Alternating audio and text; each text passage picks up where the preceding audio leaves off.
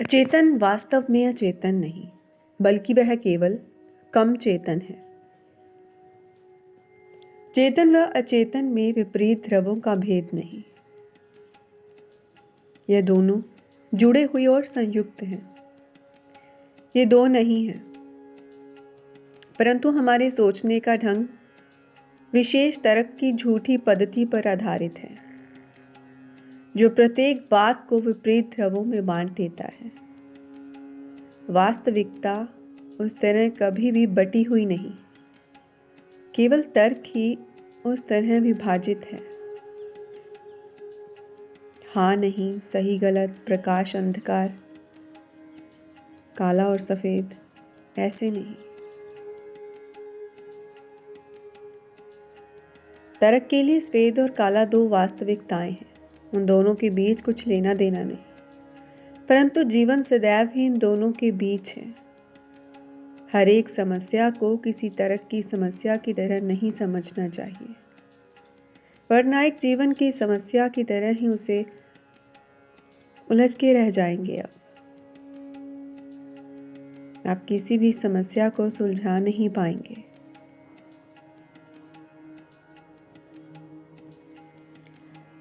De Bono एक आधुनिक तर्क शास्त्री हुए। उन्होंने एक शब्द की रचना की, हाँ या ना, और कोई भी बीच का तटस्थ शब्द नहीं। हाँ एक विरोध है और ना दूसरा। इसीलिए उसने एक नया शब्द खोजा, पो, जिसका मतलब है कि ना तो मैं पक्ष में हूं और ना ही विपक्ष में, बस मैंने आपकी बात सुन ली। ना तो मैं पक्ष में रहूंगा और ना ही विपक्ष में, मैं कोई निर्णय नहीं करता। शायद तुम ठीक हो, शायद तुम गलत हो, दोनों बातें ही संभव हैं। तो इस पो का अर्थ था कि मैंने बात सुन ली। पो शब्द के प्रयोग का अर्थ है कि यह भी एक दृष्टिकोण है। मुझे हाँ के अथवा ना के पक्ष के होने की कोई आवश्यकता नहीं। यह कोई बाध्यता नहीं।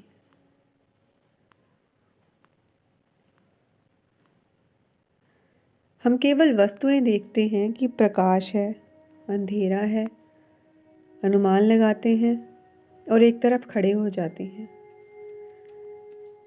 जो भी उस चीज़ को वैसे ही देखे जैसे कि आप देख रहे हैं, तब आप उसके मित्र हो जाते हैं, और जो आपके विपरीत देखेगा आप उसे दुश्मन मान लेते हैं। कहते हैं तुम्हारे विचार सही नहीं क्योंकि मेरे सही हैं। तो अचेतन का सामना कैसे करें? और वह कहेगा यह मूर्खतापूर्ण बात है कि आप उनका सामना नहीं कर सकते, और यदि आप उसका सामना करते हैं तो वह चेतन हो जाता है, क्योंकि सामना करना एक चेतन घटना है।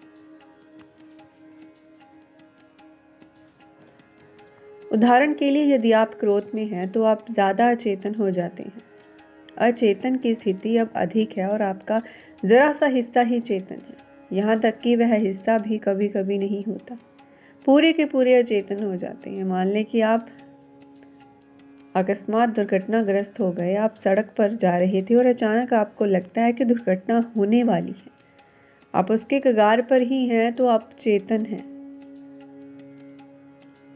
कोई अचेतन नहीं होता, पूरा का पूरा मन ही चेतन हो जाता है। यह परिवर्तन लगातार हो रहा है। चेतन और अचेतन, तो इसको आपको समझना होगा कि एक पक्की सीमा रेखा से नहीं। यह आप पर निर्भर आता है कि आप कम चेतन हैं या फिर अधिक। आप चेतना निर्मित कर सकते हैं। आप अपने को परिचित व अनुशासित कर सकते हैं, ज़्यादा चेतना के लिए या कम चेतना के लिए। जब किसी ने कोई मादक पदार्थ लिया तो वह अपने मन को पूर्ण अचेतन होने का एक फल दे रहा था। वही होता है जब आप नींद में जाते हैं। सम्मोहित किया जा सकता है, अथवा आप स्वयं अपने को सम्मोहित कर सकते हैं। अपनी चेतना को खाते हैं। बहुत सी तरकीबें हैं, बहुत सी तरकीबें जो कि आपको अधिक मूर्छित होने में सहायता दे सकती हैं, सहायक होती हैं।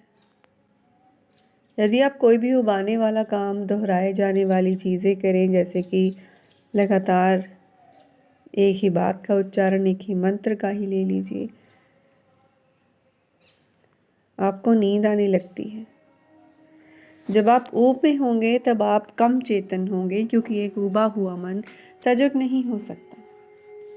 ऊब बहुत अधिक है और मन सोना चाहेगा। प्रत्येक बच्चा जानता है, प्रत्येक माँ जानती है कि अपने बच्चे को कैसे सुलाएं।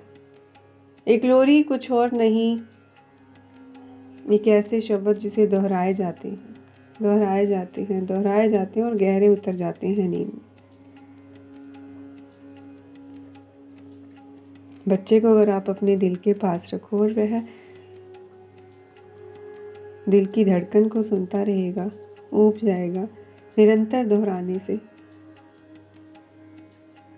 क्योंकि वह उसे अच्छी तरह से जानता है। पूरे 9 महीने उसने सतत उसे सुना। जैसे कुछ लोगों को तभी नींद आती है जब वो सारी जगह, वह सारी चीज़ें वैसी ही हो जिसमें वह रह रहे हैं।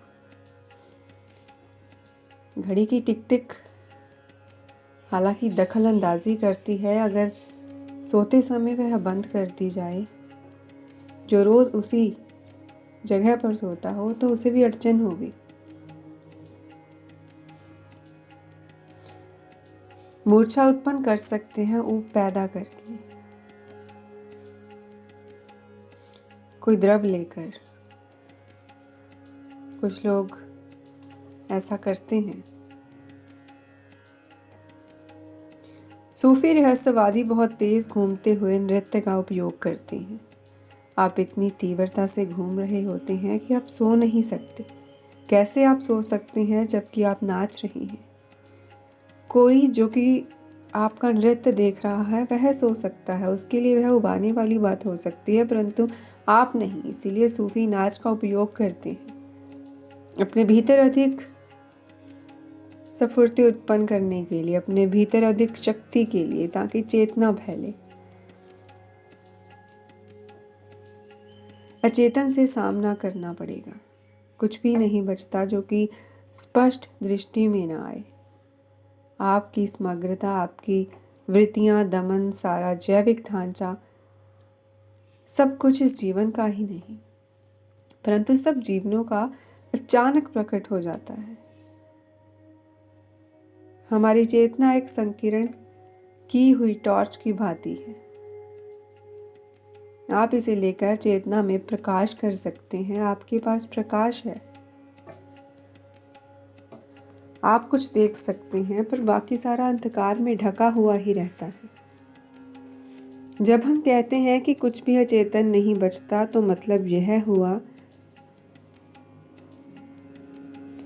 अनफोकस्ड लाइट, संकीर्ण ना की गई रोशनी, वृद्धिक फोकस की हुई रोशनी सदैव कोई ना कोई एक वस्तु देखने के लिए चुन लेगी।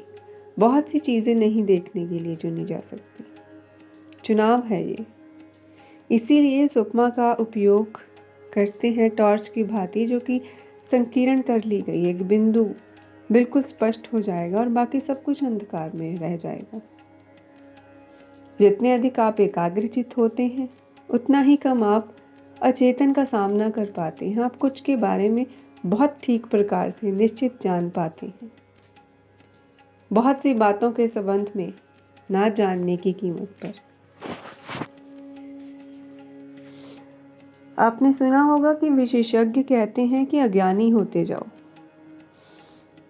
अज्ञानी होते जाते हैं सारे संसार के प्रति, क्योंकि उन्होंने अपने दिमाग को संकीर्ण कर लिया एक विशेष चीज के लिए। उसके बारे में अधिक से अधिक जानकर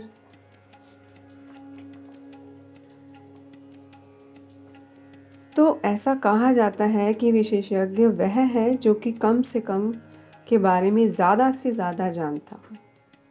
ज़्यादा से ज़्यादा के बारे में कम से कम। इस बात को आप दोहरा कर देखिए अपने मुंह से।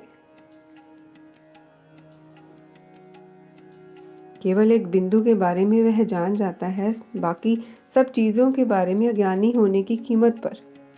इस तरह कार्य करती है एकाग्रता।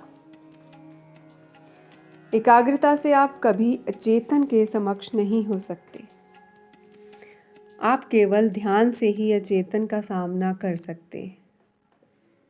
और यही भेद है एकाग्रता में और ध्यान में। ध्यान का अर्थ है कि आपका मन टॉर्च की भांति नहीं बल्कि लैंप की तरह काम कर रहा है। प्रत्येक वस्तु आपके चारों तरफ प्रकाशित हो गई। हर एक चीज़ या रोशनी संकीर्ण नहीं की गई। प्रकाश को फैला दिया गया सब दिशाओं में। सब कुछ आलोकित हो गया। लेकिन इसे करें कैसे? सूफी लोग नृत्य का उपयोग करते हैं सक्रिय ध्यान के लिए। तब फिर वह अचेतन का सामना करते हैं। जैन फकीर बड़ी ही अर्थहीन समस्याएं काम में लाते हैं अचेतन का सामना करने के लिए। कुछ ऐसी समस्याओं का सामना करती हैं जिन्हें कि आप कभी सुलझा नहीं सकते। कितनी ही कोशिश करें परंतु समस्याएं ही ऐसी हैं कि सुलझाई ही नहीं जा सकती। जैसे कि वे किसी साधक से कहेंगे कि पता लगाओ कि तुम्हारा असली चेहरा कौन सा है। असली चेहरे से उसका अर्थ उस चेहरे से जो कि तुम्हारा चेहरा था जन्म के पहले अथवा जो कि तुम्हारा चेहरा होगा मृत्यु के बाद। असली चेहरा। वे कहते हैं कि खोजो। तो आप कैसे पता लगाएंगे? उस पर ध्यान करना होगा।